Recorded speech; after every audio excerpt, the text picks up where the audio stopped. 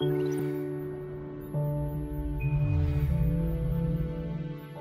Bursa Malaysia, we give you access to all kinds of doors, so you can profit from all kinds of opportunities.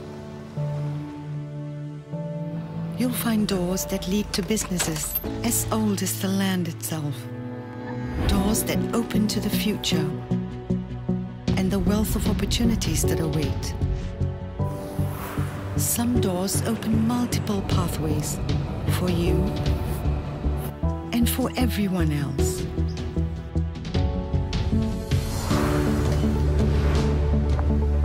And they are supported by the doors that unlock the energy that powers everyday life. There are doors to solutions that are good for people and the planet. And doors that hold new ideas, new ways of connecting data that can change everything we think we know.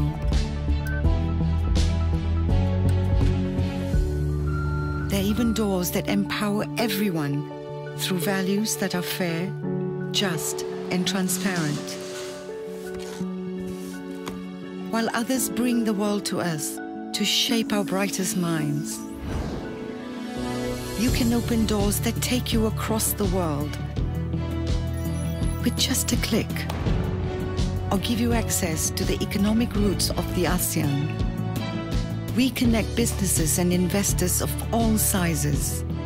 At Bursa Malaysia, businesses raise funds and gain visibility, while investors seize opportunities to grow their wealth.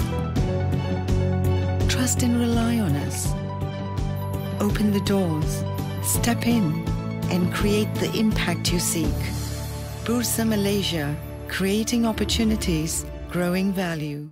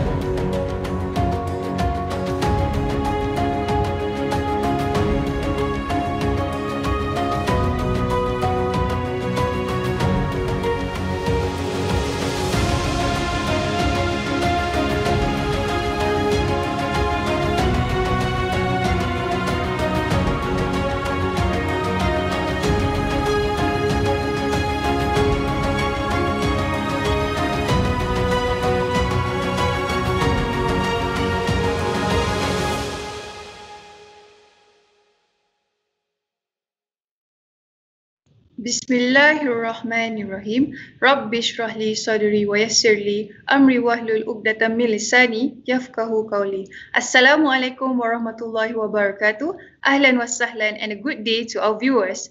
Welcome to our second Sharia Investing Dialogue Series or SID for the year 2021. This event is brought to you by Bursa Malaysia I, Association of Sharia Advisors in Islamic Finance, ASAS, and International Sharia Research Academy for Islamic Finance, ISRA, together with our SID 2021 partners, Islamic Banking and Finance Institute Malaysia, IPFIM, ISRA Consulting, and Refinitiv. This event is also joined by our platform partner, Islamic Markets. My name is Nadira, and before I begin, I would like to just wish our beloved viewers Ramadan Mubarak. To those who are practicing, may all our deeds be accepted, especially in this beautiful holy month. Ameen. As usual, there are a few pointers that I would like to highlight with everyone. Number one is asking questions. On your right, you'll see a text box where you can submit your questions for the speakers anytime during our live. And number two is taking notes. You can take notes during our live sessions by looking at your right screen. Click the tab next to ask questions. Number three is survey. Help us to fill in the survey below and share with us your feedback on this event. As you may know, this is our second SID series this year, where we had our first series last March. In it, we discuss on sustainable and responsible investing within the notion of Maqasid al-Sharia, where you may rewatch it on Islamic Markets Live platform. Today, we'll move over to a new topic of discussion themed Sustainability and Value-Based Intermediation, VBI, in Islamic capital markets. We are blessed with the presence of leading industry experts, so do stay tuned for an informative session ahead.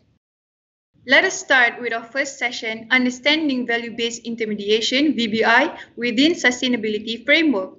This session will focus on similarities and differences between sustainability and VBI, understanding on how sustainability and VBI can be the catalyst to drive the interest and growth in Islamic capital markets industry, discovering how VBI would benefit the Islamic capital markets industry. Our speaker for this session is Professor Dr. Yunus Solhi, Member of Sharia Committee, Bursa Malaysia. Professor Dr. Yunus Solhi is currently a senior researcher at the ISRA and the head of Islamic Banking Unit. He also teaches at the Global University of Islamic Finance, Malaysia, INSIF.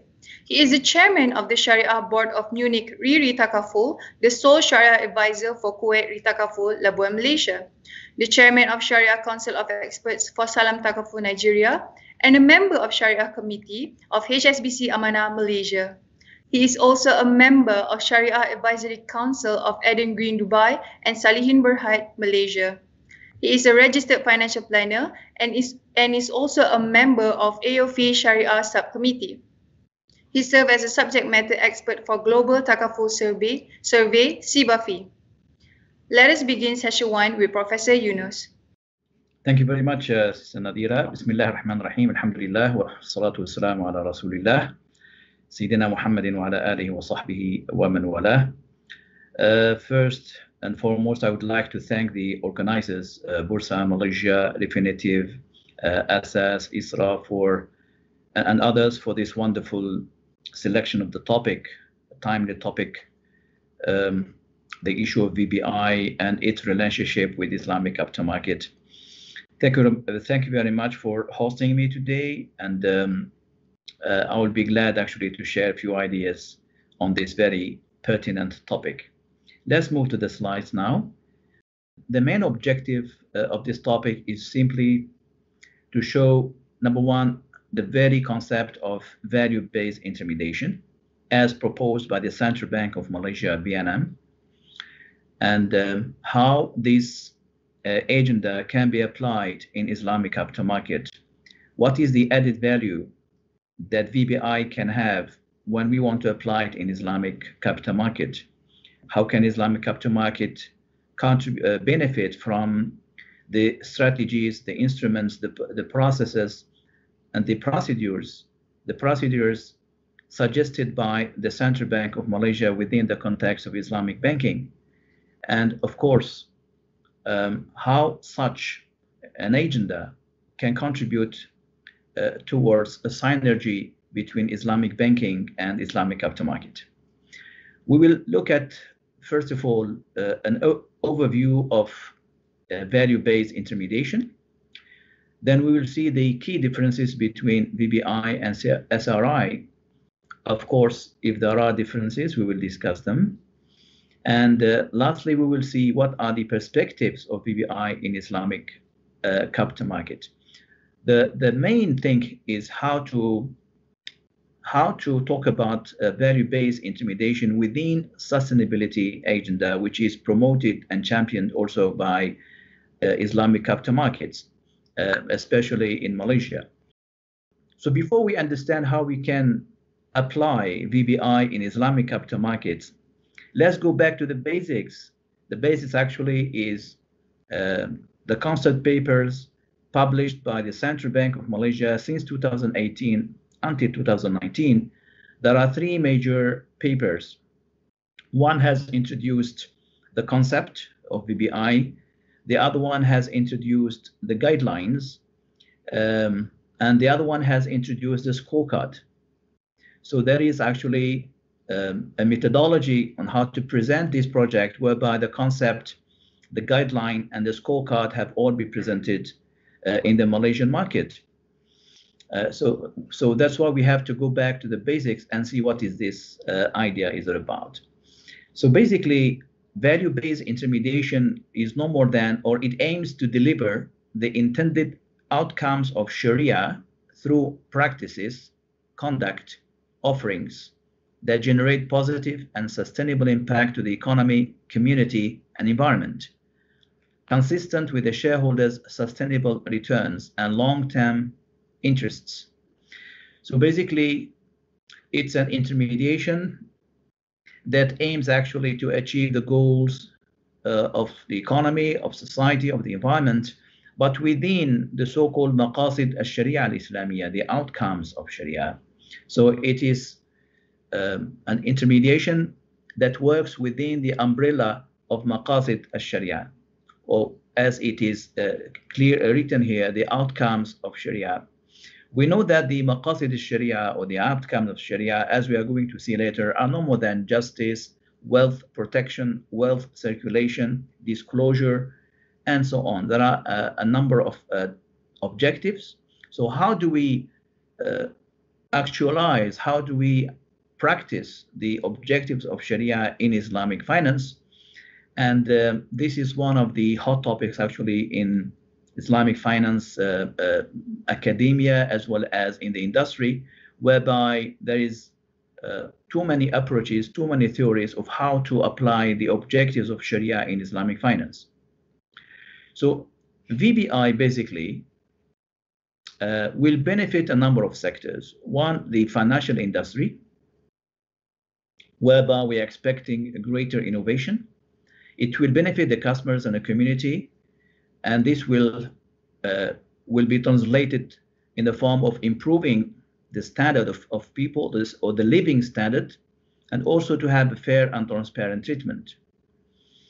It will benefit the government because it allows the government to realign its business focus with national agenda. And of course, it will benefit the regulators in order to ensure strengthened financial stability. In other words, there are too many stakeholders that can benefit from value-based intermediation.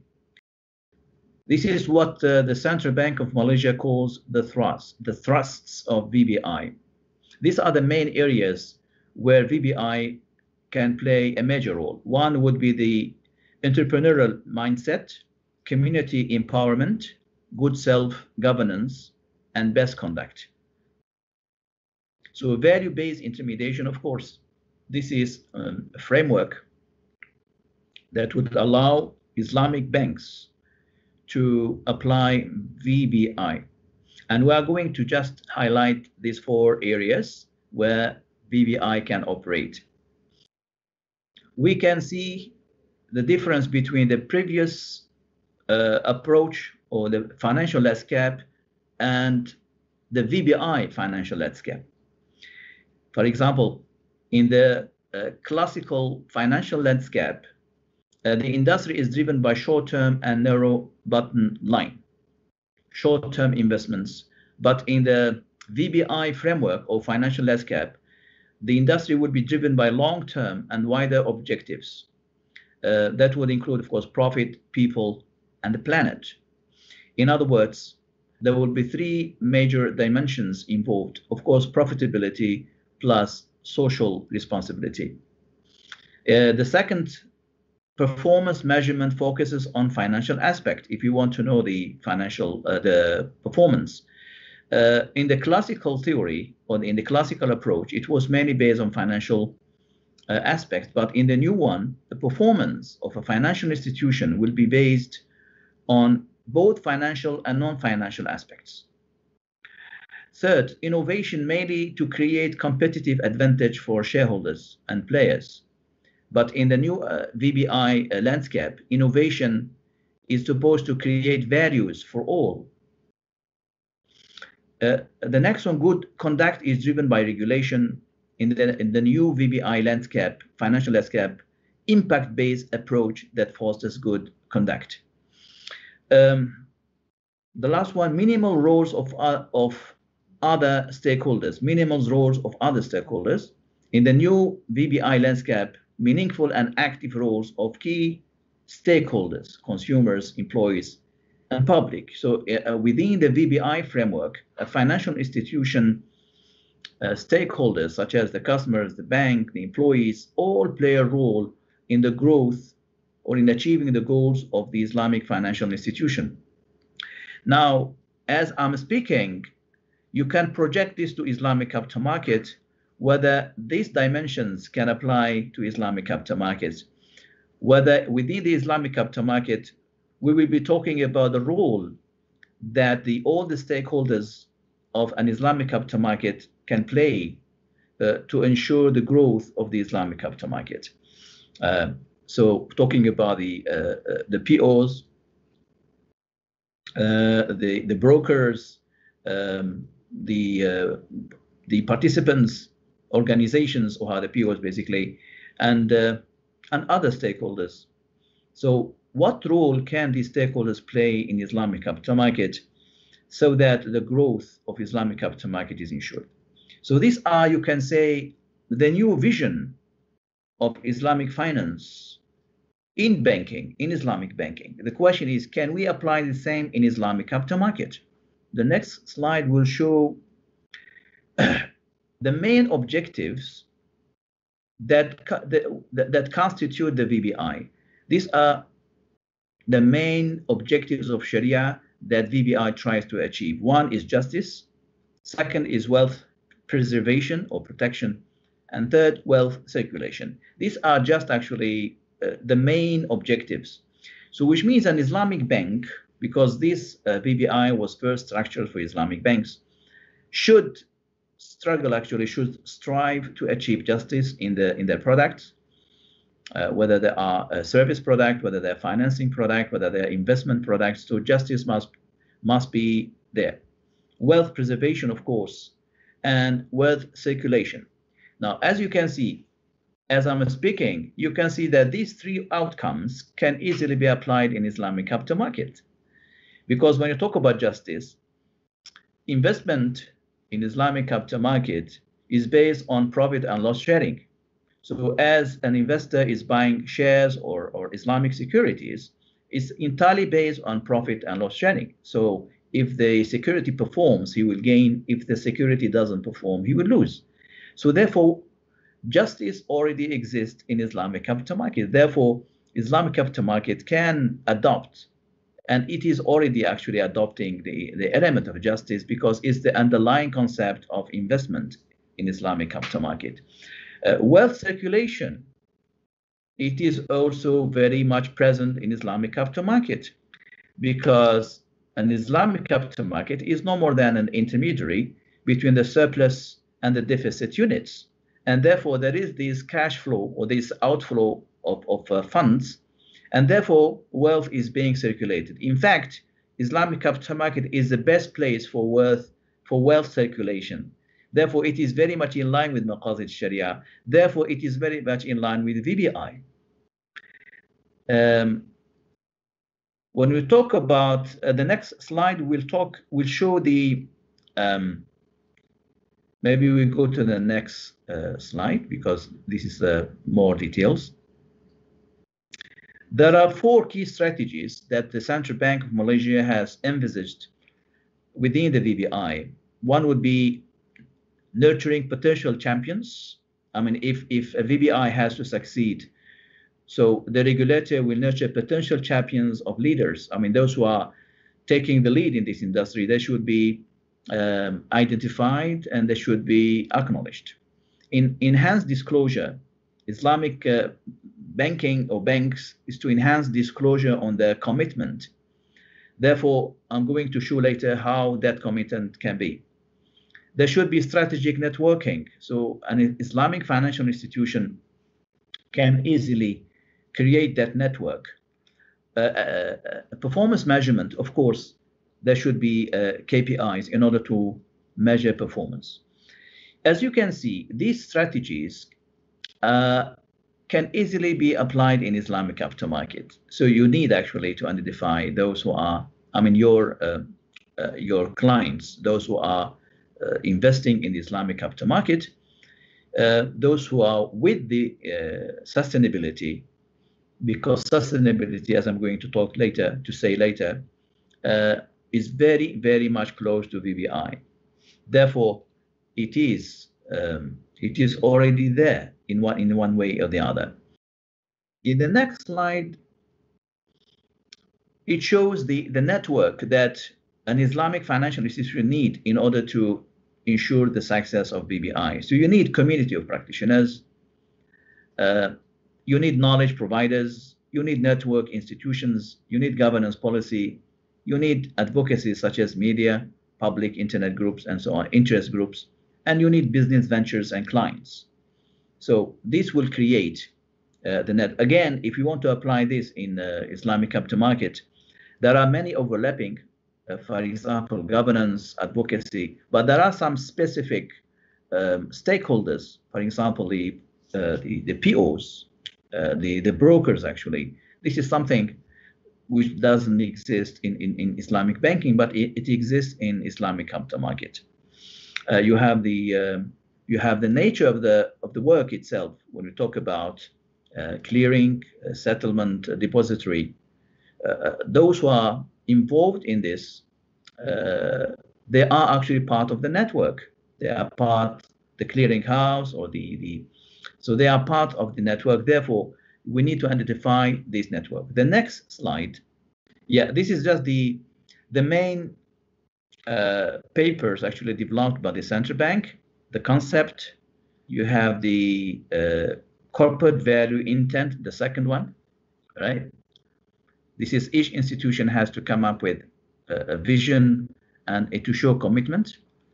The VBI investment and financing assessment framework that is specifically designed for risk management of VBI. So if you apply VBI, what are the risks and how do you mitigate them in terms of identification, measurement, and mitigation? Then you have the VBI scorecard. So this is actually the measurement of the VBI components, to what extent they can be achieved, what are the indicators of success or performance. So as you can see, all this can be developed within the Islamic capital market. This slide actually will summarize the whole VBI approach or agenda that was developed by BNM, whereby on the left side you will see the 4 thrusts: entrepreneurial mindset, community empowerment, self-governance, and best conduct. Then you will see the landscape. The main strategies are here, and you can see the new vision on the right side. What is expected after applying VBI? What do you expect? So we expect long-term investment. We expect new elements to enter here. That would be the society as well as the environment, beside, of course, the economic performance or the financial performance. We need to, the next one, the performance will be measured by both financial and non-financial, and so on. So you can see that the new vision is going beyond the classical and traditional financing environment. The next slide will look into SRI. So after now, we have just exposed the main themes of VBI. In short, so it's an investment that tends to, the VBI is just a framework that would allow an Islamic financial institution to invest, taking into consideration the economy, society, and the environment. Not only that, it has a sustainable dimension because it is not only for this generation, it's actually for the next generation as well. Now, moving forward to the sustainable and responsible investment, we'd like now to see how the synergy can take place. SRI, as you know, is an investment that considers the economic, social, and environmental aspects in a way that both current and future generations' needs are fulfilled. So here we are talking about an investment, again, that take into account the economy, the society, and the environment for the present generation and for the next generations. So if we are able to develop a financial system that works this way, then we can say that we are having a sustainable and responsible investment. This is from the SRI roadmap developed by the Securities Commission of Malaysia in 2019, whereby the Securities Commission has developed 5 strategies to apply SRI, widening the range of SRI instruments, increasing SRI investment base, building a strong SRI issuer base, instilling strong internal governance culture, and designing information architecture in the SRI ecosystem.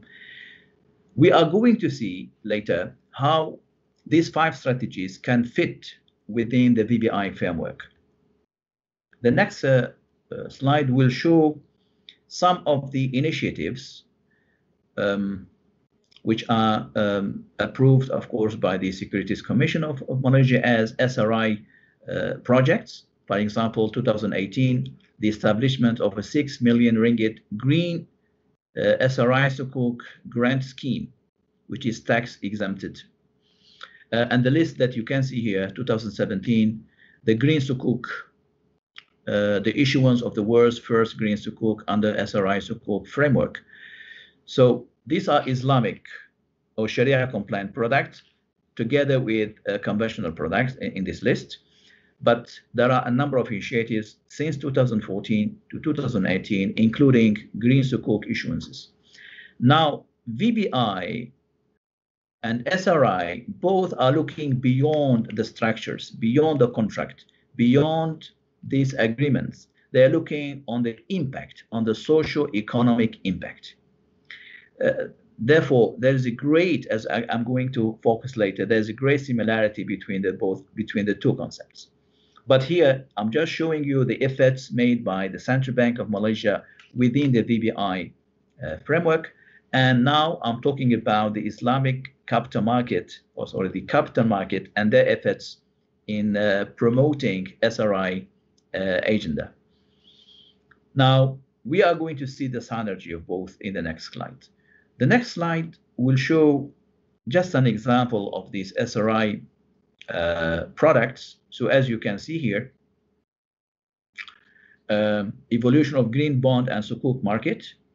And this is just a basic information about the green Sukuk that were developed starting from 2014 until 2018. And these Sukuk are actually issued within the SRI framework. The next slide will show just an example of the SRI investment in the form of green Sukuk as at April 2018. So, and they are mostly actually for the solar power plants. So all the Sukuk which have been issued, or mostly actually are green Sukuk, with the aim of building solar power plants, and which are actually environment friendly. And this is now becoming a landmark actually in Islamic capital market. So we already have products, as you can see. We have sukuk, we have green sukuk, and this is already in line with SRI and also already in line with VBI, because VBI also tends to protect the environment. So now you can see the similarities between VBI and SRI. The next slide will look into the second important topic. What are the key differences between VBI and SRI? The regulators actually do not see a big difference between VBI and SRI. In a joint meeting between BNM and the Securities Commission in 2019, in that statement, they said that both VBI and SRI are actually aligned. Next slide will show a statement by BNM. The next slide will refer to a BNM in which BNM says that VBI is not completely a new concept. They have also said that VBI shares a lot of similarities with ESG, and also with SRI, which means both regulators look at SRI and VBI as being very similar. The next slide will show briefly some differences, though. For example, the first one, the VBI, the intermediation was mainly actually in Islamic banking. SRI, which is mainly spoken about in Islamic capital market and capital market in general, it is actually, the scope of it is capital market. And when we talk about SRI within Islamic market, then we are talking about Islamic capital market. In other words, we talk mainly about VBI in Islamic banking and SRI in capital market or Islamic capital market. But in this session, we are trying to see that both can work together. Second difference, values under VBI are derived from maqasid al-Sharia.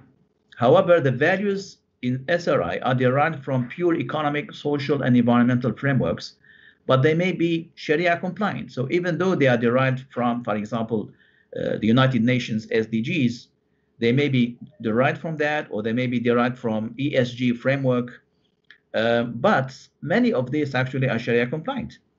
But the VBI is 100% Sharia compliant. Another difference, VBI is mainly applied in retail and corporate. SRI is mainly applied in corporate and also government. VBI tends to realign Islamic banking towards substance over form based on maqasid al-Sharia. So VBI is seen as trying to realign Islamic banking to the substance at the expense of form, which is actually the main objective of Islamic finance, is substance, not the form that should actually take into account. In SRI, it is also relying the capital market activities towards substance over form. However, based on local and global sustainable strategic initiatives such as SDGs, and it has the same objective. It goes to the substance at the expense of the form. But what is the reference? What is the framework? Actually, it is the international and the local agencies that develop, for example, ESG framework, metrics, SDGs, and so on. In other words, Sharia is not the main framework. Lastly, values in VBI are fixed and permanent. Talking about justice, they are actually permanent. But under SRI, the values actually can change. They are changeable and may affect SRI products. In other words, if you only talk about values under SRI, what is value-based in this era may not be value-based in the next 50 years. Why? Because new parameters have come out. That's why SRI may have to take into account this changing factor. But VBI, since it is derived purely from Sharia, then these values are permanent. The next slide, and I hope you just give me 2 or 3 minutes extra because this is very important now. This is the last point. What are the perspectives of VBI in Islamic capital market? The perspective of VBI. VBI, as I said, have identified 4 thrusts. One is entrepreneurship, community empowerment, good self-governance, and best practice and best conduct. What we are going to see, whether these whether this trust can apply to Islamic capital market. We have already seen that the Securities Commission in Malaysia, for instance, has developed 5 strategies. The first strategy is widening the range of SRI instruments. But what I am proposing here is to do the same, but within the VBI framework. How to do that is to widen the instrument. For example, it is high time to develop Waqf Sukuk and Waqf shares for the undeserved and unserved segments of society, for example, the B40 category. So once the Waqf Sukuk and Waqf share are widely circulated, widely traded, then we can serve the B40 category, for instance. So this is a new instrument that Islamic capital market has to develop. And that's why it is in line with the VBI thrust, which is developed in banking. The VBI says community empowerment. So the community empowerment as a VBI value can easily be applied in Islamic capital market by simply adding this instrument, the Waqf Sukuk and the share Sukuk and the shares and the Waqf shares.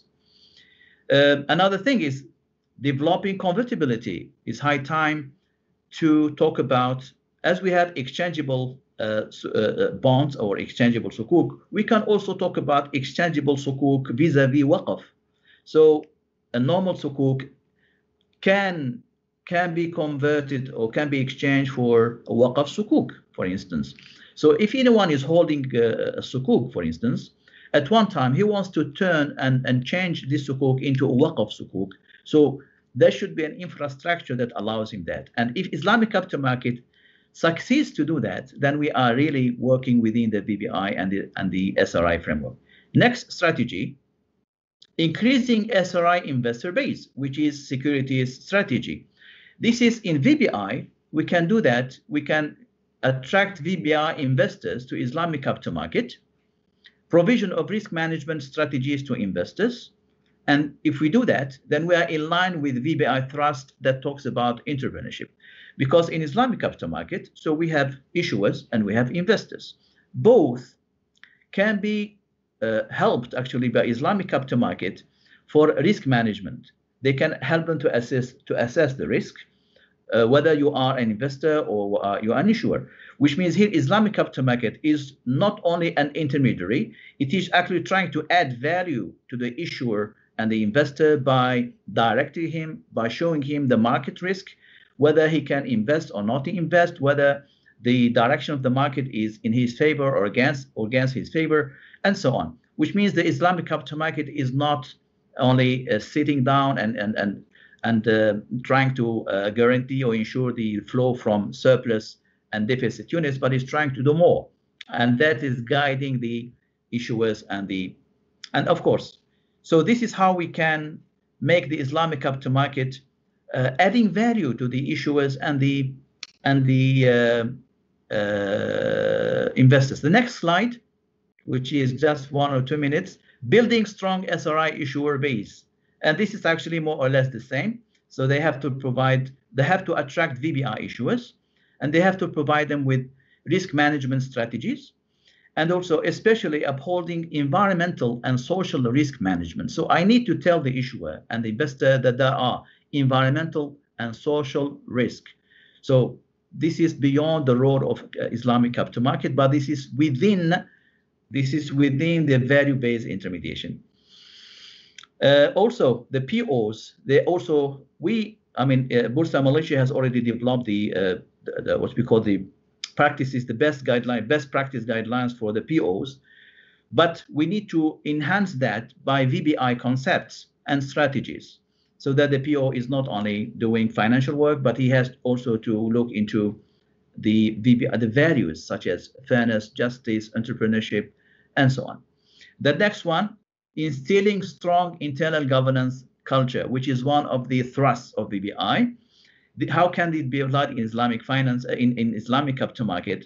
One is to enhance the Sharia governance, which is already in place, but it may need some enhancement. Also, we may need a representation of issuers and investors in Islamic capital market for decisions, whatever decisions, and this is in line with good self-governance. The last slide is with the last strategy, the SRI number 5, designing investment architecture in the SRI ecosystem. In other words, VBI has already developed certain architecture, investment architecture, one of which is the VBI scorecard. We can do the same in Islamic capital market based on the nature of the work and of the business and so on. And also to realign the current risk assessment and management system in light of VBI framework. This will allow us actually to practice one of the VBI thrusts, which is the best conduct. And this is a very wide, this is open to the nature and complexity of Islamic capital market, but this is one of the ideas developed by VBI. We can use it in Islamic capital market. Lastly, is the conclusion. VBI and SRI actually have much in common, and sometimes there is an overlapping. And VBI, this is just a recommendation, and SRI can potentially leverage on each other to create comprehensive ecosystem that could positively impact the economy, society, and the environment. One of the solutions, one of the recommendation is to use fintech solutions can potentially help realize this leveraging between Islamic banking and Islamic capital market. And when we talk about fintech, we are talking about also reducing intermediation itself, because fintech reduces intermediation and also it enhances decentralization. So this is very much important as an instrument to realize VBI. And within COVID-19, COVID-19 actually should be one of the main drivers to formulate the VBI SRI framework. So here we are talking about a common framework between VBI and SRI that is triggered by crisis, whether financial crisis or health crisis like this. It's high time for these two approaches to synergize for the best of Islamic finance in general. I think I am very sorry for going beyond my time. And by this, I conclude my presentation. Thank you very much. We have a few questions. Is VBI for Islamic finance only? No. VBI, as I have just explained, has a lot in common with SRI. Therefore, we can say that VBI is for Islamic finance in general. Talking about sustainability, it applies to all. Justice is applied to all. For wealth circulation, wealth protection, it applies to all. Second question, are there any other examples of VBI application in Islamic capital market other than green sukuk? So far, there are some Sharia compliant unit trusts. Some they can be easily described as VBI compliant. So the unit trusts, some ETF funds, but so far the most prominent one would be the green sukuk. Is there a need for regulators to issue a VBI policy or regulation specific to capital markets to guide marketplace in adopting it? I think there is a need for a VBI SRI framework rather than a VBI only, because for the nature and the complexity of both may be different. For example, talking about entrepreneurship, one of the thrusts of VBI, it may not be 100% applied in Islamic capital market the way it was designed by the Central Bank of Malaysia. Because when we talk about an entrepreneur in Islamic finance, he could be an SME seeking raising of fund or seeking funds from the Islamic bank. So he has a project. After feasibility study, the bank would intervene to direct this project towards the real economy, for instance. But in Islamic capital market, the same approach exists, which is the intervention of the Islamic capital market to guide the issuer and the stakeholders, the investor, the issuer, and the POs, the brokers, but not to engage in a project or to evaluate in a project, but rather give guidance on the nature of the investment, the risks involved, and how to make certain portfolios profitable, probably guiding the industry towards more sustainable investments or companies that are already investing in sustainability. So how to guide issuers and investors to invest into those businesses.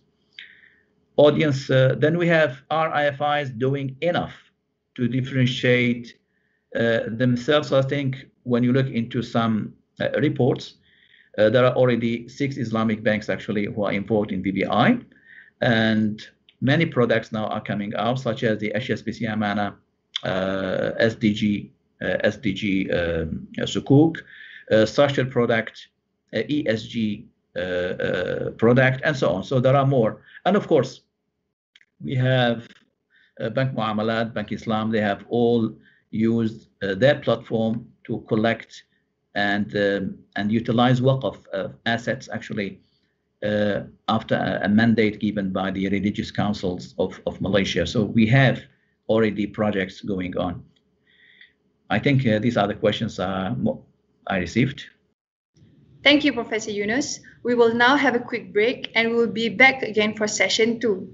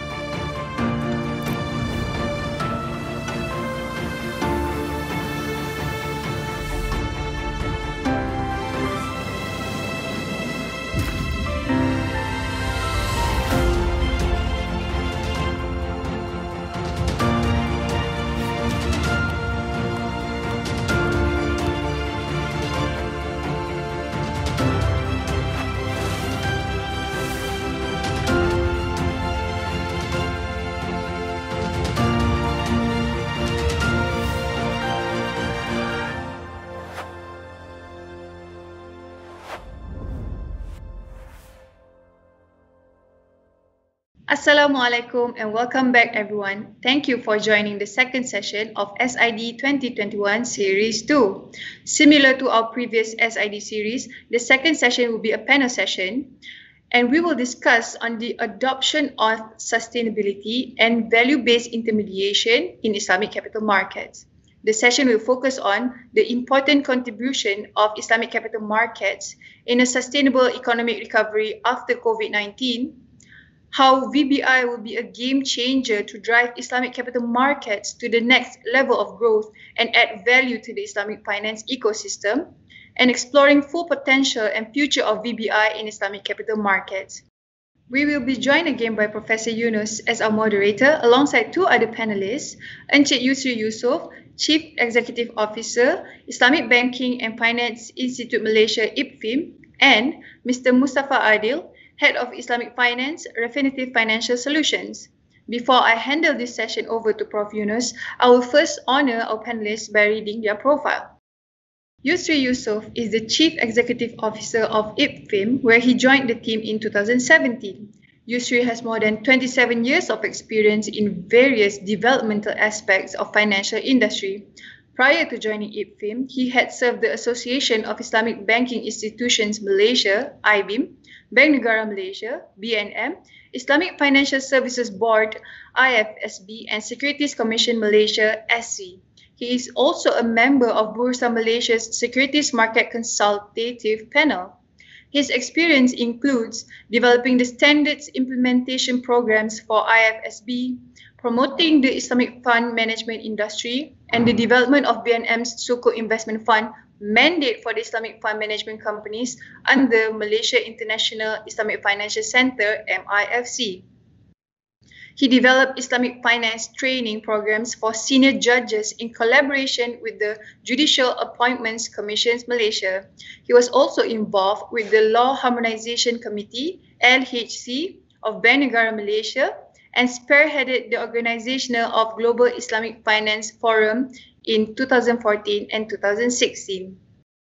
Mustafa Adil is the head of Islamic finance for Refinitiv, a London Stock Exchange business. He is responsible for leading the Islamic finance and Islamic markets business for the organization, providing knowledge solutions and bespoke services to support the continued growth and increasing depth of the Islamic finance industry. He works in collaboration with government entities, multilateral organizations, and leading financial institutions to support them in fulfilling their aspirations and executing their strategies in the Islamic market space. These include the delivery of content solutions, research, consulting services, and market engagement. He also spearheads the development of new initiatives or services that meet the increasingly sophisticated needs of the industry across markets. Prior to joining Refinitiv, Mustafa was a leading consultant in the Islamic Finance Services team at Ernst & Young, providing advisory services to some of the leading Islamic financial institutions in the Gulf Cooperation Council and globally. He is a qualified chartered accountant from the Institute of Chartered Accountants of England and Wales and holds a bachelor degree in mathematics from Imperial College in London. We will now proceed with the panel session as moderated by Prof. Yunus. Thank you. Thank you very much. Assalamu alaikum wa rahmatullahi ta'ala wa barakatuh again. And welcome to my guest, Encik Yusri Yusof, CEO of IPFIM Malaysia, and my dear colleague Mustafa Adil from Refinitiv. Thank you very much for joining me in this very important session. This is more or less one of the most important sessions, as we have two leading experts in the field. And also one of the most important topics that we are facing nowadays, sustainability, VBI, and the way forward for Islamic finance. As we all know, Islamic finance is developing, is progressing, and now we are somehow synergizing new concepts, sustainability, VBI. We also have ESG. We have social responsible investment, and we have the Islamic word, the Islamic umbrella, Maqasid al-Sharia al-Islamiyya. We have a number of frameworks, actually. Sometimes they overlap, sometimes they are distinguished. I would like to start with Mr. Yusri Yusuf, and would like to know your opinion. How would you assess sustainability and VBI generally in Islamic finance? This is just a very general question, and we go into some details in the next questions. So let me hear a very general assessment from both of you. And let me start with Inchi Yusri. Assalamualaikum warahmatullahi wabarakatuh. Bismillahirrahmanirrahim. Rabbi Shradi Sadri wa Sirri Amri wa Hlulatan min Lisani Yafqahu Qawli. First of all, I would like to thank Bursa Malaysia, Asas Nisra for inviting IFIM to be part of SID 2021. An honor to be here this afternoon, and an honor to just share a little bit of what we know in this area of, as mentioned by Professor Yunus, important area of VBI and sustainability. But the way we look at it is that when we talk about sustainability, as far as we are concerned, as far as I'm concerned, I think it's something which is very much in line with what Islamic finance institution are supposed to actually carry through as an institution. So it actually would define in terms of what an institution, Islamic institution should do, because it's not just a short-term focus. It also indicates that there is a long-term focus in terms of the reason for existence of that institution. Would that be okay, Prof, as a start? Yeah. Thank you very much. Thank you. So there will be more questions within the same line. No, Mustafa, yes, what would you like to share with us on this, or your general assessment? Assalamu alaikum, Professor Yunus and everyone. Bismillah ar-Rahman ar-Rahim. Alhamdulillahi Rabbil Alameen. Wassalatu wassalam ala Sayyidina wa Nabiyyina Muhammad wa ala alihi wa sahbihi ajma'in. First of all, I would like to start by thanking all the organizers, for making this session happen, which I think is a very, very important and very, very pertinent session, particularly at this point in time for the Islamic finance industry. As you mentioned in your presentation, Professor Yunus, we feel that value-based intermediation really was a game changer for the Islamic finance industry when it was launched by Bank Negara Malaysia a couple of years ago. For many decades, we had this understanding or this belief that Islamic finance was inherently more ethical or more aligned than the conventional, financial services industry. And in many ways it was, because you needed real transactions, there was no speculation, there was no derivatives, and there was no interest. So in many ways it was, but it was not the standard of ethical finance or sustainable finance that we would lead, others to believe. And then what happened was that the conventional industry, I think, took more of a lead from us, right? The development of SRI, the development of ESG investing brought a lot of funds into this sustainable space. And Islamic finance in many ways was, in some areas left behind. With the introduction of VBI, I believe it is a game changer for a few reasons. One, as you mentioned in your presentation, the basis of value-based intermediation is being derived from Maqasid al-Sharia. So there is a very strong resonance with the principles of Islamic finance, which we should all adhere to, which we are all, geared towards promoting and supporting. There is a lot of overlap with sustainable investment and ESG, but the core of it, the crux of it, comes from Maqasid al-Sharia, which I think is very, very strongly aligned with the industry. The other area that I think is very, very, prudent at this time is that you're seeing the pull come from different stakeholders. It's not an initiative that was launched by the regulators by themselves in isolation, right? This is something that the Sharia scholars were promoting and pushing to move beyond simply negative Sharia screening to more proactive assessment of the impact of the intermediation that Islamic banks provide. This was something that we saw investors promoting as well, with more and more investors expecting, their funds to have positive social environmental impact in terms of the investments that they went through, right? So I think it's a very positive step that brings together all the different stakeholders, and engagement was a key thing that you had mentioned in your presentation as well.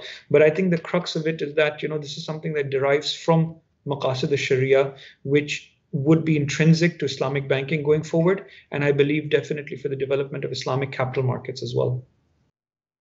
Yeah, within the same line, when VBI was launched in banking, there was some concerns that the issue of entrepreneurship, the issue of adding a value to finance, the environment is not the main job of the institution. The institution is just to provide financing, and because if you have to do that, as if you are playing a bigger role, and that may take away from a major role, which is intermediation. What is your view in this, and how do you see Islamic capital market if it has to adopt the VBI, which is Maqasid al-Sharia based? Is it something beyond its role, and does it have the infrastructure to venture into this? In your opinion, anyone can answer this question. Yeah. Professor Yunus, perhaps I want to share the conversation that we had many years ago. When you talk about VBI, it's something that is not being taught just last 1 or 2 years. It's something that has been taught way before that. Probably at that point of time, there was no such thing as VBI yet. But the view was that when the Islamic Financial Services Act was introduced way back in 2013, right? The fact that they have two separate regulating the industry, there was already an intention to make sure to a certain extent differentiate Islamic finance and conventional finance. And that's why we have that two regulation, Financial Services Act and Islamic Financial Services Act. So the pivot start way back in 2013, but at that point of time, there was no mention about BBI, but the thought of making sure that Islamic banking will be able to actually bring greater value to the industry, that was already being thought of, right? But as we go on over the years, we feel that the concern was that at the point of time, Islamic finance in terms of the portfolio are just consumables, people buying cars, people buying house, and it's just personal financing. And there's not much in terms of actually developing these entrepreneurs, SMEs, and all that. And as we go on, we realize that there is a pivot that Islamic banking needs to take, and the pivot was BBI. And as you can see, BBI, no doubt, is actually driven by a regulator, but it's not a prescriptive regulation. It was actually being driven in collaboration with industry. It is essentially an industry-driven initiative by way of the community of practice. There's 14 banks there coming together, and together with the bank, they actually developed this VBI concept. So they developed all the scorecards, they developed the guiding principles.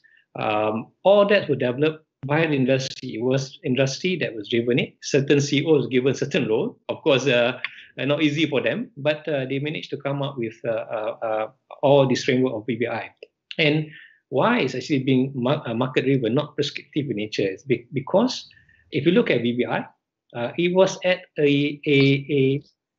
each bank will be at a different state of readiness if you want to actually implement VBI. And in our conversation with the banks, VBI would not be possible 10 years ago because the infrastructure was not ready. So to a certain extent, VBI is a testament that in the maturing of the industry, meaning the industry is after 40 years of being developed, we have come to a point where we are ready to actually create more values. Like you say, right? Is the bank doing more than they're supposed to do? In a sense, they are, because they will actually be carrying this VBI banner, right? This commitment to say that we want to actually make this place, this world, a better place by actually putting in place all these elements under VBI. So whether it later is something that it can be actually developed or can rather be implemented under the Islamic capital market, the way I look at it is essentially, there is some universal value, as your presentation was saying just now. There are certain, I would say, meeting. Right? The only thing is that how that can be translated into Islamic capital market product. But under the BBI, banks are expected to play a much more involved role in terms of the financing. They need to influence in terms of making sure that the company that they're financing for adhere to a certain VBI and VBI expectation, of which can also be in line with ESG or SRI. Yeah. Thank you very much.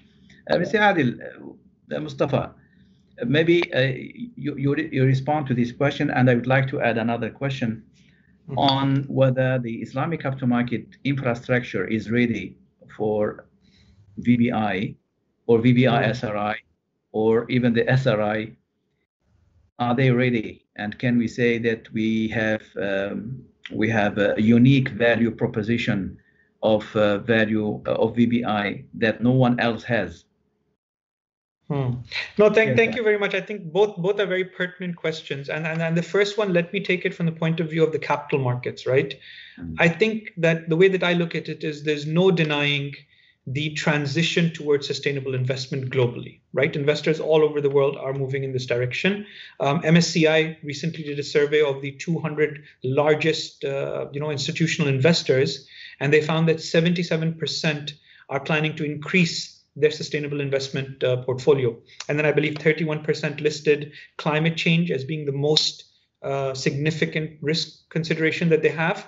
And I think nearly 40%, 36%, if I'm not mistaken, felt that they need to increase the social impact scoring of their investment criteria. So definitely you have this, global transition towards, sustainable investing, ESG investing, whatever you want to call it, right? Now, what happens with something like VBI is that you formalize that and structure it, right? And an excellent example of this is the Sukuk market, right? We have seen significant growth in, sustainable ESG, green transition Sukuk, right?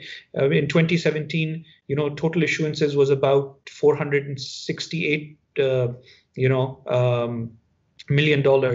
In 2020, total issuances was $4.6 billion, right? A massive increase, tenfold in the last 4 years. But what is happening is that all the sukuks are structured in different structures and are being positioned in different ways. So one is being positioned as an SDG sukuk, one is an ESG sukuk, one is sustainability sukuk, one is a transition sukuk, right? What VBI would do would essentially formalize it so that you bring all of them onto the same table. And what you would do is, while you're going to adopt, let's say, a conventional or a mainstream, assessment of what sustainability means in terms of investing, you don't overlook some of the values that come from Maqasid al-Sharia as well. You ensure that they're also captured so that, somebody who has, a Sharia sensitive or a faith-based investment intention that wants to also be sustainable, they don't sacrifice the Maqasid, the Sharia part of it, to adopt a mainstream global or Western version of sustainable finance, where certain aspects may be considered fine, which we don't accept as fine, like, for example, interest and debt and things of that nature. On the second part, which is, are we ready for it? We're not ready yet, unfortunately. I think there's still, a lot of need, a lot of development that is required. A lot of data is needed.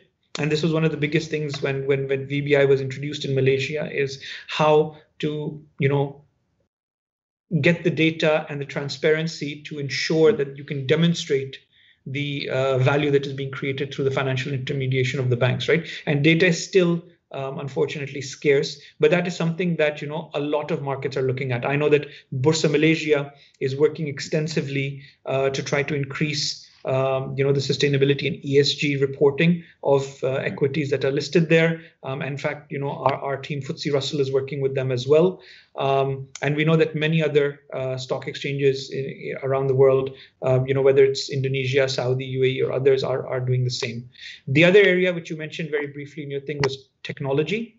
I think technology and some of the disruptive technology that is coming through is going to be a game changer in this area, where you can monitor flow of funds and impact in a way that you could never do that 10 years ago, and how that technology will be implemented to manage the real economic and value outcome of that, whether that's environmental, whether that's social, whether that is through job creation or multiplier effects. I think that is something that is going to be very, very interesting to see. And then lastly, I would say, is some sense of standardization, so that you can put all of these, capital market instruments on the same footing, and you can have more comparability and you can have more accountability for these institutions that are tapping into this VBI sensitive investor base.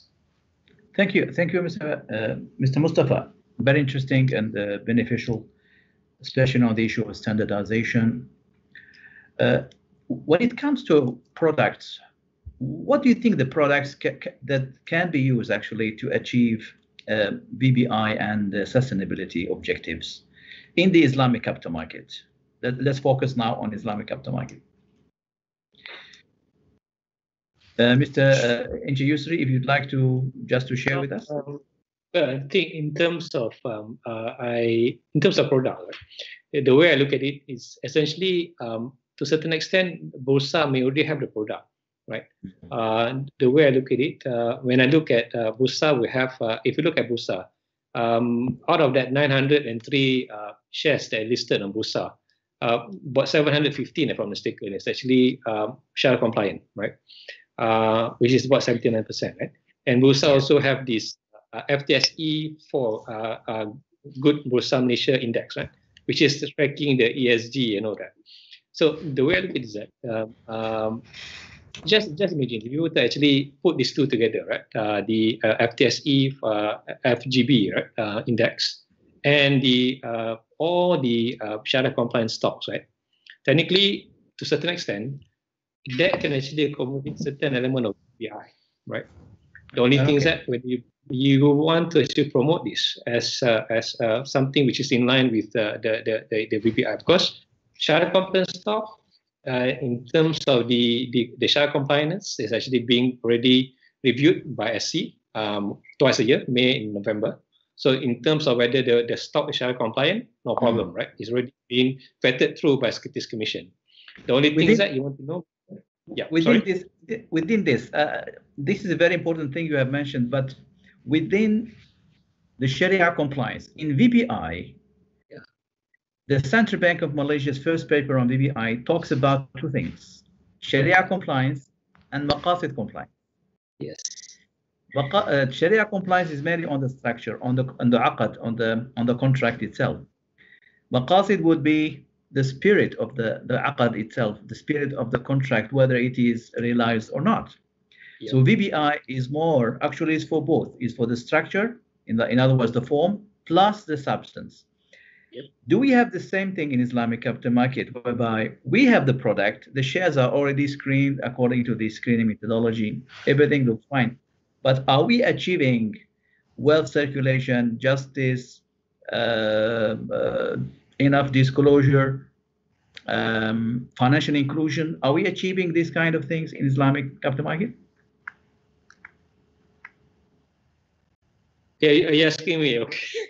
Yes, okay. Because I cut you in the middle. I'm sorry for cutting you there. I think it depends, Prof. Right? The way I look at it is that when you talk about ESG, SC is pushing SRI, social responsibility investment and all that, and they also talk about ESG. And SC is actually part of the, for example, the Joint Committee for Climate Change, JC3, right? So to a certain extent, I think we may not be able to see it, but I think as we go on, more and more expectation will be given. Say, for example, any issuers that they will want to actually issue something which is deemed as green, they will have to actually do all this disclosure. But whether there's such product, I've not really been investing so much in the capital market, except for those listed company. But I think with the commitment from the SC through this joint steering committee, which Barry is so part of, right? I would expect that more and more of this kind of disclosure is expected, even though not directly market state Sharia, but certain element where there's a certain preservation of the environments and all that, right, will also be inbuilt, which will be very much in line with VBI concept.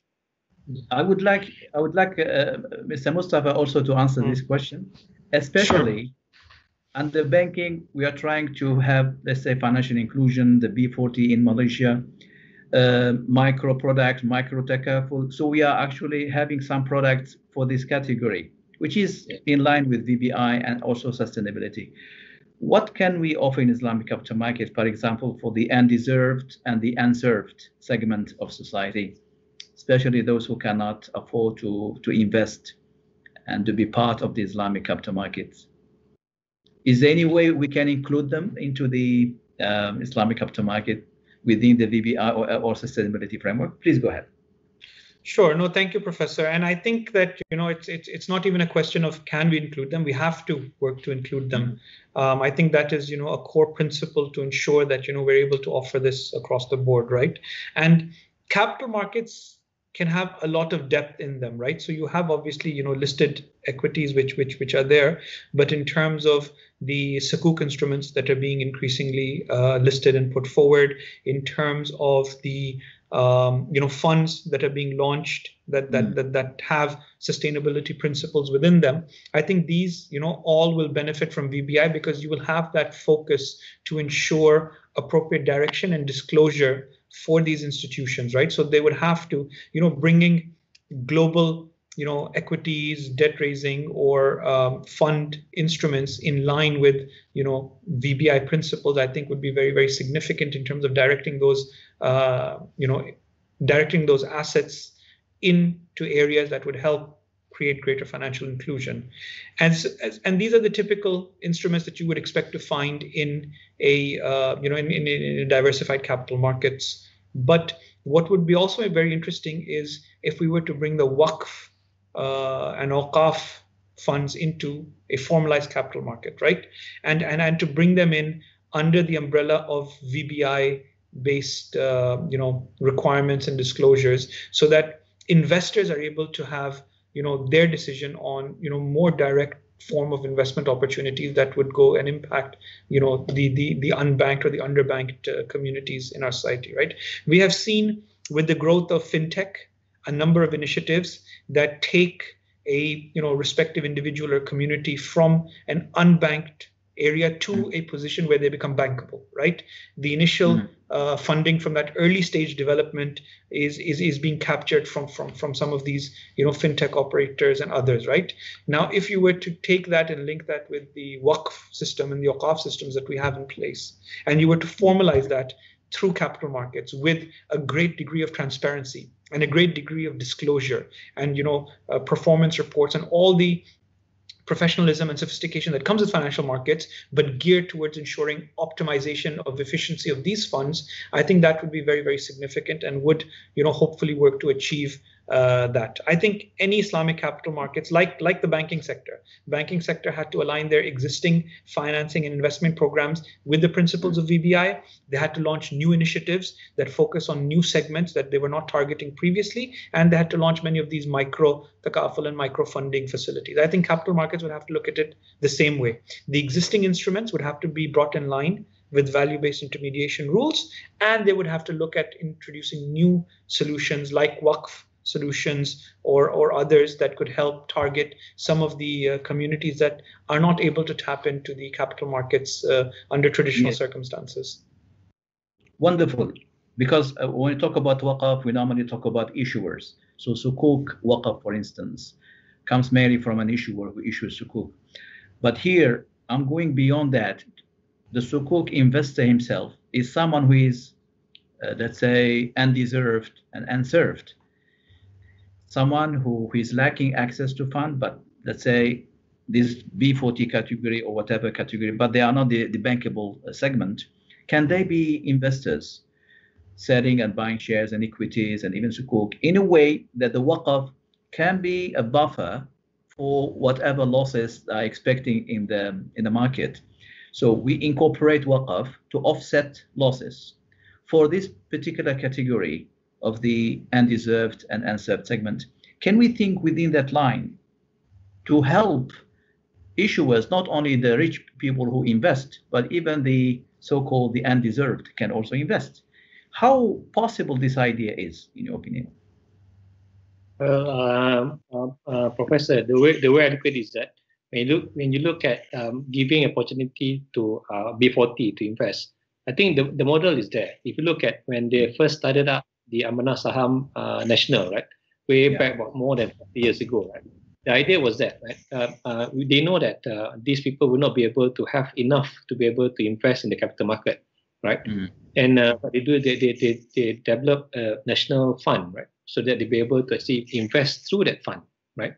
So in a way, they were not actually buying into the fund, into the capital market, that they're buying through the fund, which indirectly they will actually benefit from that from whatever return that's being generated by the listed companies, right?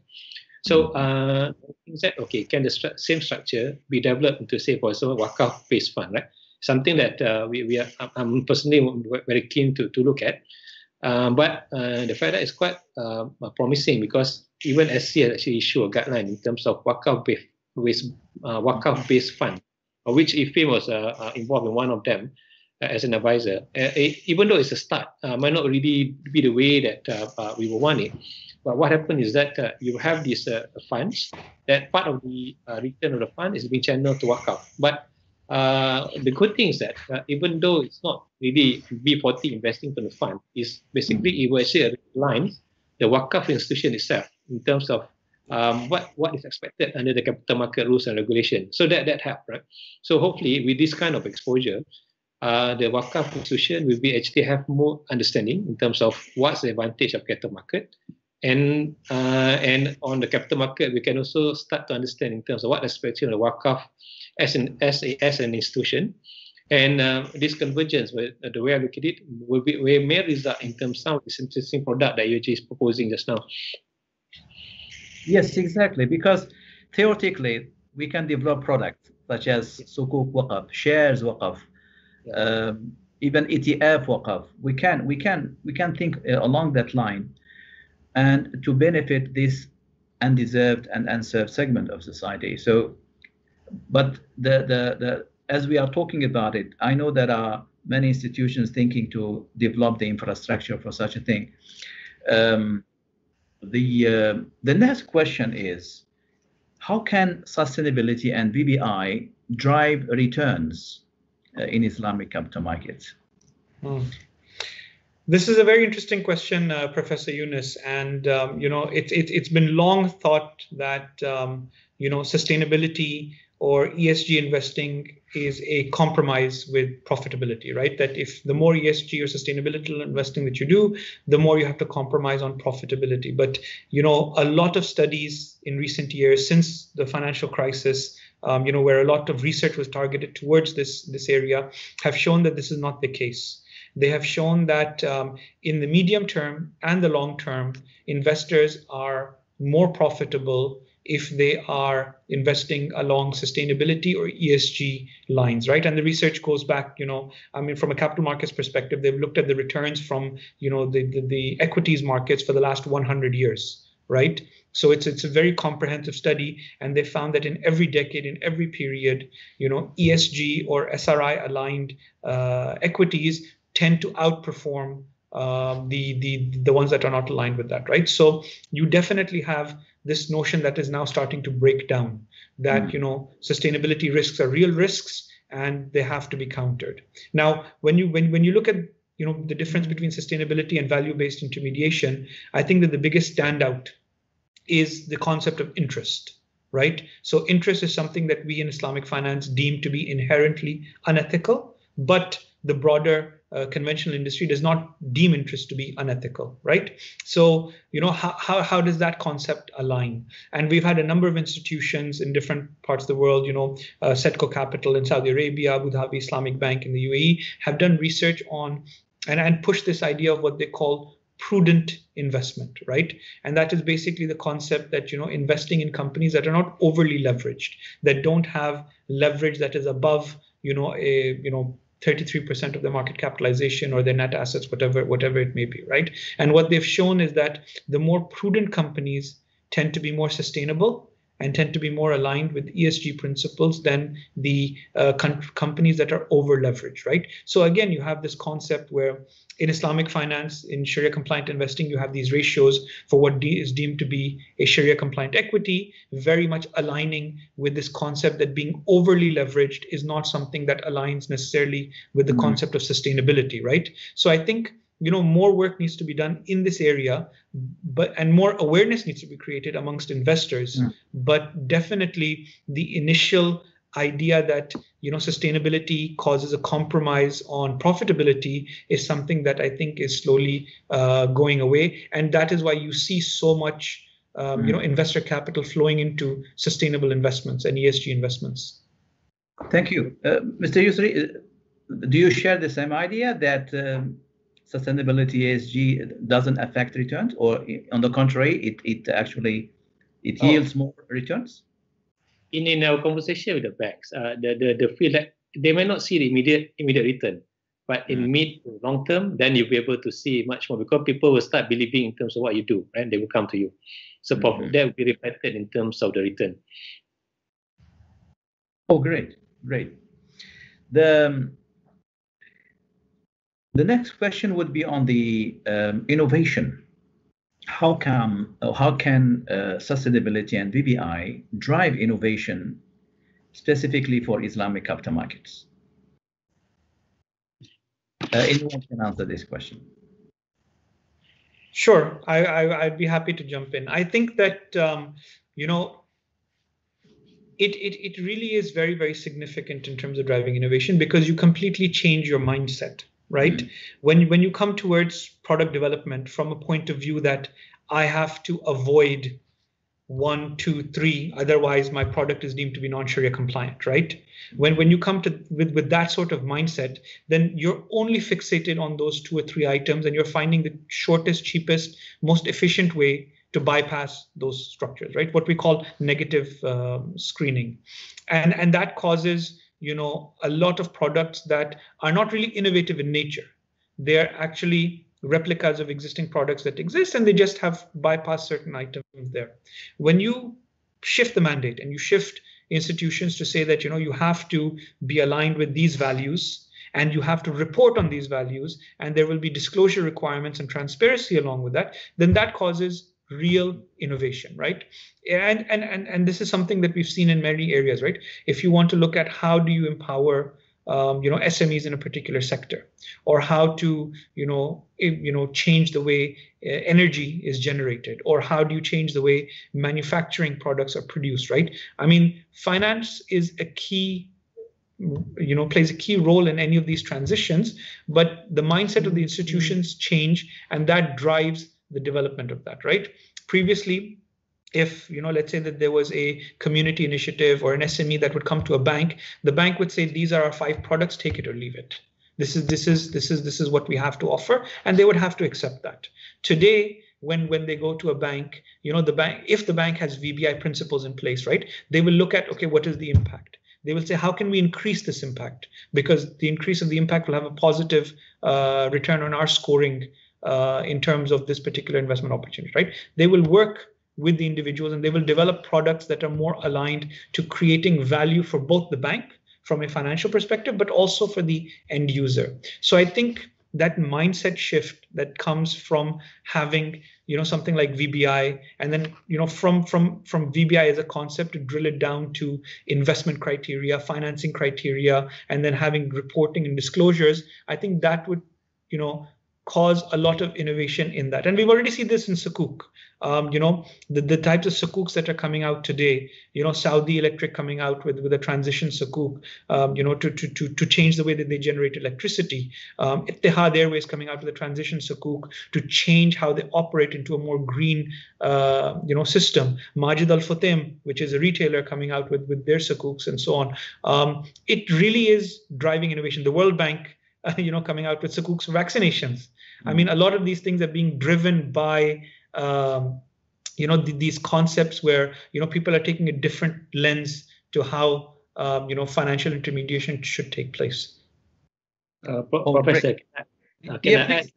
Please. Go ahead. For me, what I'm actually watching closely is this new group of financiers, I call it, which is under the Securities Commission, which is the P2P and the ECF, right? So, and I have not read the latest number in terms of how much was raised by them in 2020, right?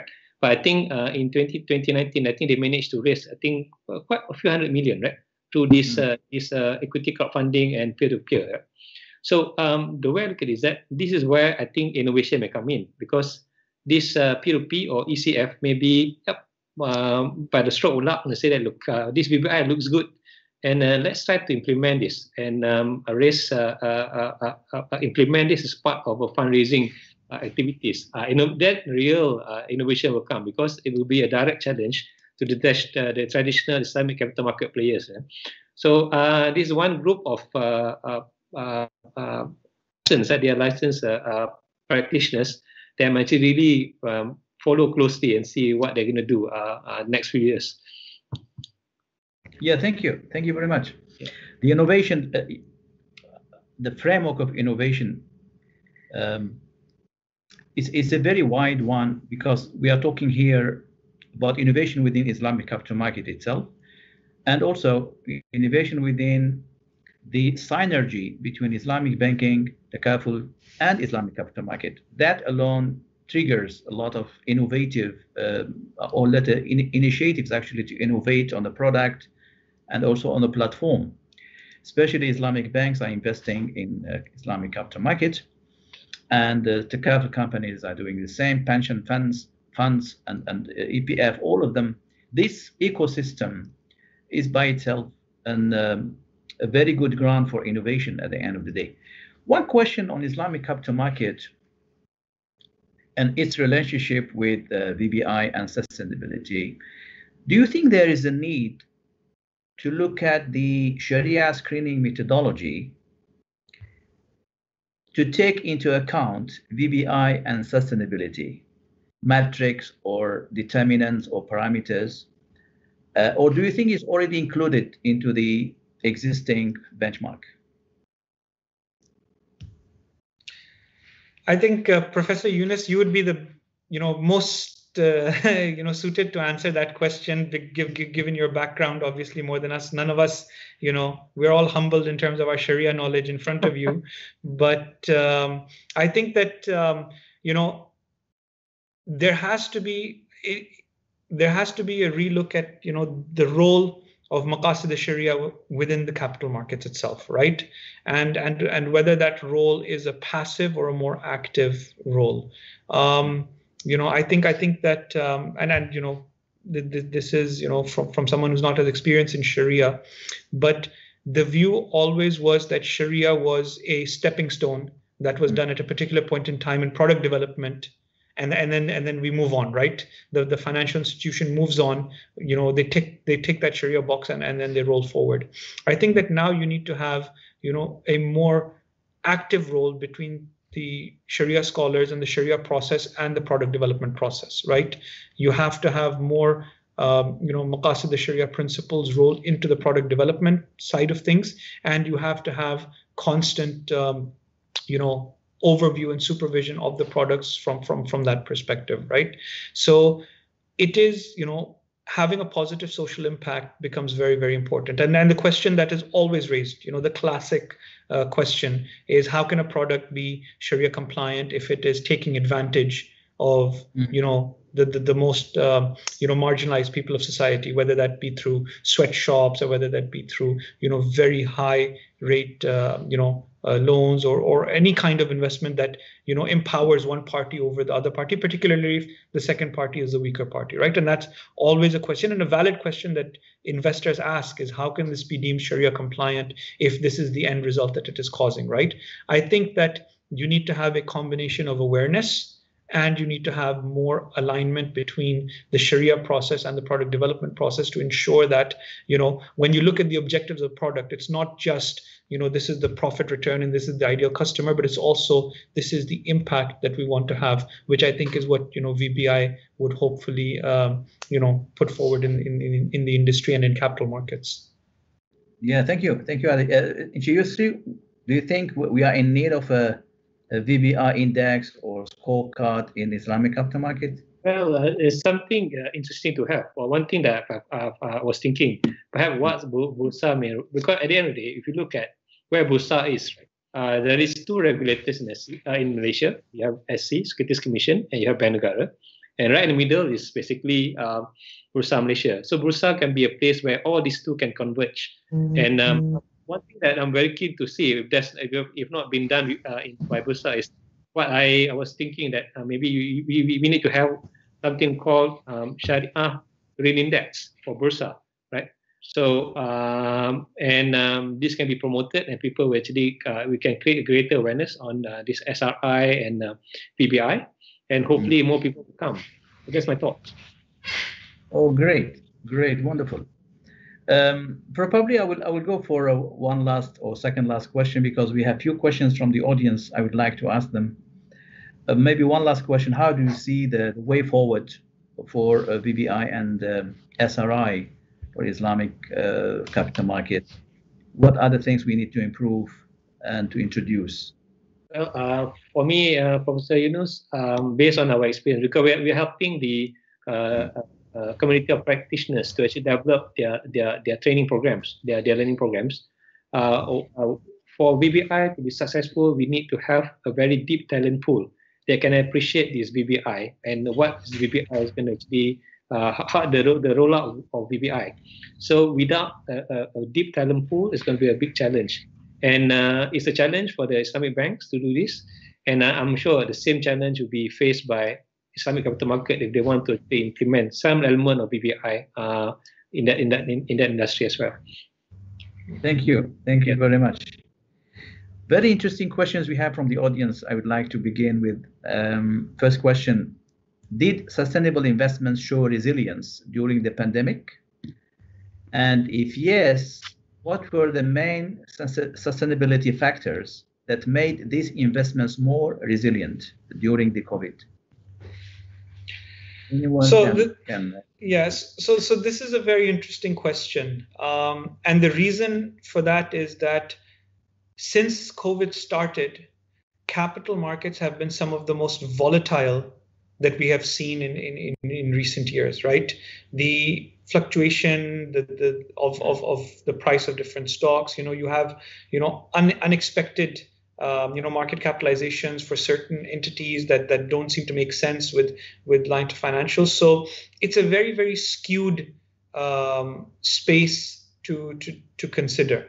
What we have seen is that there is greater investor appetite for sustainability, and that persisted through the COVID pandemic, and you've seen significant growth. So in 2020 alone, compared to 2019, the value of sukuk issued that were either sustainable or ESG increased from 3.7 billion to 4.6 billion, right? Just in Q1 of this year, we saw Islamic Development Bank issue the largest ever sustainable sukuk at $2.5 billion, right, as a single sukuk issuance. So, you are seeing investor appetite increase. You are seeing more regulators talk about the need for focusing on sustainability. But in terms of pure market resilience or market performance, it's very difficult to gauge because of the volatility that we have seen in the market in this last year. Oh, great. And you would like to add on that? Well, I don't have that much exposure to the market. Okay. Yeah, but okay. Yep. Let's go to the next question. What are the driving forces of sustainability adoption in capital markets? Are they the investors, the regulators, or asset managers? Well, let me respond to that. I think if you look at BBI, regulator was the driving force, right? They were actually the one that rolled it out. In terms of the market players, they are the one that is actually trying to implement. The only missing piece that we now are still working very hard is basically to create awareness among investors.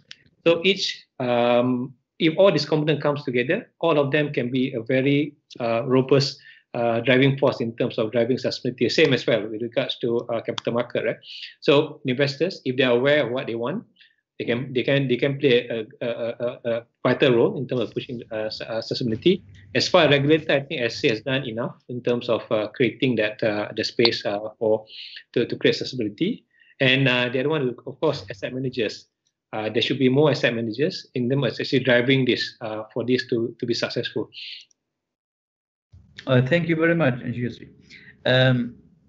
We have a question on the, even though we have addressed it before, I think my colleague Mustafa has already addressed it, on the role of fintech. Yeah. How implementation of fintech can enable better adoption of sustainability in capital markets? As I mentioned earlier, and as you mentioned in your presentation, Professor Yunus, the role of technology is going to be critical. it's through fintech that we would be able to track the real impact of the investment that is done, right? For the first time, we have technologies that can enable us to track at a micro level the real economic and social and environmental impact of many of the investment activities that we perform, right? So I think that it will be critical, and until you can track that impact, you will not be able to have the scale that you would require, right? Until people can see that yes, VBI is leading to greater community engagement, greater economic empowerment, greater environmental protections and developments. Until that impact is not visible, you will not have the mainstream adoption or the buy-in to these principles. And for that, I think technology has to play a critical role to demonstrate that impact. Thank you very much. Thank you very much. Another question on the, unless Anji Shukri would like to add on that, on the role of fintech. Well, I think in terms of fintech would be, well, it will actually make market more accessible. For example, peer-to-peer financing, right? Through technology, you can actually reach more investors. And through technology, you'll be able to assess projects that may not be able to be funded under the traditional capital markets framework, right? So that's the role of technology. You'll be able to actually open more opportunities and more investor base in terms of coming into the market and actually be part of the capital market. Thank you very much. Just a question that has crossed my mind, probably Mustafa and Shukri. If we want to do a comparison between Middle Eastern Islamic capital market and the Southeast Asian Islamic capital market, and notably Malaysia, how would you assess the success of the sustainability in both Islamic capital markets? I think, sure. I think that, the nature of the markets are very, very different. So in Malaysia, and to a certain extent in Indonesia, you have a lot more of the formal capital markets that incorporate the elements of sustainability. So you have as was mentioned, you have the FTSE for Good index, you have a lot of ESG disclosures, you have a lot of elements related to sustainability that are in the mainstream Islamic capital markets in Malaysia, which I would say is the most advanced probably from Islamic countries. And then Indonesia as well is driving a lot of initiatives through KNEKS on that front. In the Middle East, what happens is that a lot of the private fund managers are leading the way in terms of sustainability. So the capital markets still don't have ESG indexes. The capital markets there still don't have the type of ESG scoring that you would find in Malaysia. But what happens is that private investment managers, so the likes of Jadwa or Setco or Shua Capital or others that are managing private funds, they launch a number of sustainability funds, and their sustainability funds are very, very highly subscribed. So I think the very nature of the market is very different. The capital markets here manages a lot of these sustainable aligned funds, whereas in the GCC region, it's not really managed by the capital markets as much. It is more managed by some of these private fund managers. Yeah, thank you very much. And Yusri, if you want to compare the two markets, what would be your assessment? Well, the last time I was in the Middle East was 10 years ago, but I concur with what was being said by the Yunus. It is different. You can't really compare it, but I think there's an effort on both sides to make sure that sustainability is one of the key focus. Mm. Yeah, exactly. There is a question about the challenges of sustainability. What are the challenges of sustainability adoption in Islamic capital market, and how can they be addressed? Maybe this is a very general question. Mm-hmm. Do you see any challenges to attain sustainability in Islamic capital market? I would say the biggest challenge is around data and disclosures. The lack of data, the lack of being able to make informed investment decision making is seen as the biggest challenge. And the data is difficult to get. The data is not, as straightforward. When you go into the micro economic or social or environmental impact of every single investment or financing decision that you make, getting that data and filtering it through and aligning it and making it comparable is a major challenge. But I think that this is an area where a lot of regulators and institutions are looking to address. So we're hopeful that this is something that will come out. Once you tackle the issue of data and you can demonstrate the impact, then I think that will lead to greater awareness and greater adoptability of VBI or sustainability within capital markets. For me, what is required is success stories. We don't have that much success stories. We must have that success stories, and we must have a very good storyteller. Then that will be one of my challenge. Yeah, great. Well, yeah, which means it's too early actually to assess the markets. Malaysia now is may look going beyond the classical framework of sustainability by talking about sustainability within the Islamic principles, which means the VBI, if I can say. And that is something new, actually, something new that we talk about value-based intermediation in Islamic capital market within the framework of Maqasid al-Sharia, which means we have to develop an infrastructure for that to measure this Maqasid compliance and this VBI compliance. Not only that, not only within the Islamic capital market, but within the whole ecosystem. Since Islamic banks are connected to Islamic capital markets, the capital companies are connected, the funds are connected. So the maqasid that we are talking about here must be holistic. So you cannot talk about the achievement of maqasid or VBI in capital market when they are not observed in banking, when they are not observed in takabul. There should be a kind of, if I can call it, macro maqasid that govern all these components of the ecosystem. This is a big challenge that is facing the Islamic finance in general. That's why one of the challenges, as I can see, is the macro and micro treatment of the VBI. There should be a macro framework VBI, there should be a micro framework, and there should be a synergy of both. So that when we talk about VBI, we are talking about it at the economic level first, then the institutions second. All our discussions so far are within the institutions, which is micro.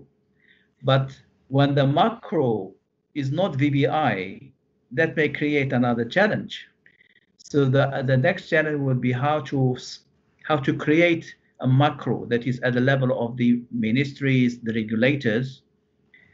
Then it will be cascaded at the level of the institutions. So the macro will serve the micro, and the micro, which is the institution, will serve the macro. So this kind of holistic and comprehensive framework is a big work to be done. And I think this kind of platforms will just open our eyes of what can we do as far as VBI and sustainability is concerned. I think I am given a notice that the time has finished. So I'm going to just summarize in 1 or 2 minutes by thanking my dear guests for this very valuable, important information they have provided on the concept, on the strategy, on the challenges, on the opportunities offered or available for both VBI and SRI in Islamic capital markets. So in short, there is a common ground between VBI and SRI, especially in Islamic capital market. We already have the infrastructure in terms of Sharia compliance, but we need to go into looking how far VBI and SRR are actually measured and translated into the practices. There have been also an emphasis on standardization of practices. there is a need actually to look into the Sharia social finance instruments such as waqf and sadaqah and zakah. Even though we didn't talk much about zakah, it's a very interesting topic to talk about it. But the waqf, there is a big emphasis on some instruments such as sukuk waqf, probably waqf funds, waqf REITs, to be actually added to the Islamic capital market so that the undeserved and the unserved and the excluded or the unbankable segment of clients can be included. There have been an emphasis on the utilization of the existing infrastructure to develop both BBI and SRI. And of course, challenges such as data scarcity or maybe lack of adequate data, the way it is collected, the way it is utilized, plus challenges we haven't talked about, human capital challenge. We haven't talked about some other challenges such as the time of crisis such as COVID-19, whether we are ready for another crisis before, whether we have actually learned our lessons from the COVID-19, even though we have not been very much hit, but the worst can come actually. So how far we are ready to protect the infrastructure that we already have, and also to think about a new, let's say, a plan B in Islamic capital market, whether we are ready for that kind of plans. But I think this session has thrown the light on the importance of BBI, the importance of SRI in Islamic capital market, in terms of concept, in terms of strategies, in terms of products, in terms of framework, in terms of infrastructure, and in terms of challenges as well. I think with this, I'm very delighted to thank my two panelists who have diligently highlighted the issues and shared their vast experience in this very important topic. I'd like to thank the audience and for the valuable questions they have asked, and also the organizers for successfully choosing a very important topic at this very critical time. Thank you very much. وجزاكم الله خيرا والسلام عليكم ورحمة الله تعالى وبركاته.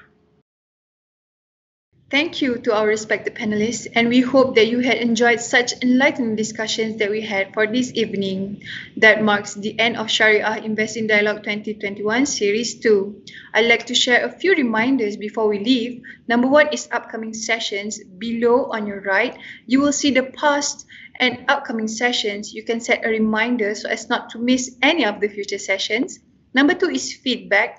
Make sure to leave your rating and feedback by filling up the form below under live updates. Number three is watch again. You can watch again this session and all past sessions on www.islamicmarkets.com. On behalf of the organizers, Bursa Malaysia I, Asas and ISRA, we would like to thank the SID 2021 partners, IPFIM, ISRA Consulting and Refinitiv for making this session a success. We would also like to thank Islamic Markets for hosting the SID 2021 on its live platform. We hope that this session has enriched you with deeper understanding on Islamic capital markets, and we hope to see you again in our next series. May all our repentances and good deeds be accepted by Allah Azza wa Jal, especially in this holy month of Ramadan. Subhanakallahumma wa bihamdika ashhadu an la ilaha illa anta astaghfiruka wa atubu ilaik. Assalamu alaikum warahmatullahi wabarakatuh. Have a good day ahead.